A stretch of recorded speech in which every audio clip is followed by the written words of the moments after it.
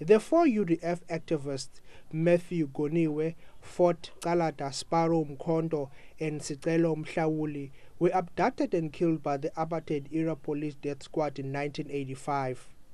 Their burned bodies were found later near the Port Elizabeth suburb of Bluewater Bay.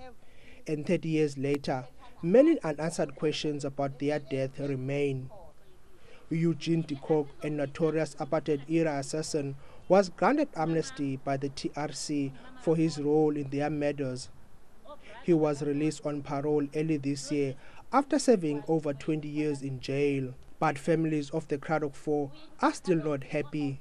I was very vocal about it, to a point I wrote to the minister, because, as I say, we were never consulted. And I know the procedure when it comes to the parole board, that the families, especially the victim, must be consulted. But we were not. And as I'm saying, I'm the only family that is left when it comes to Fort's family. Department of Justice spokesperson Tunzi Maka has denied that families were not consulted. He says Justice Minister Michael Masuta followed all rules and procedures before granting De Kock parole. Meanwhile, learners here were taught about the role of the Cradock Four in the fight for freedom. It is not wrong to learn about other countries, but then we must know our personal history, from our indigenous people. The Nelson Mandela Bay Metro Municipality says plans to build more historical sites are on track, but vandalism remains the biggest challenge.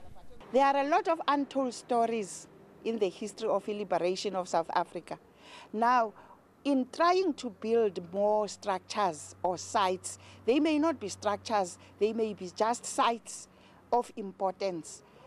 Those are the sites that we want to connect to the National Liberation Heritage Route, so that whoever wants to visit the country, whoever wants to visit the city will know where to go and where to find valuable history on the liberation of South Africa. The municipality says it will honor other leaders killed during the liberation struggle to keep their legacy alive. Zolani Moya, SABC News, Port Elizabeth.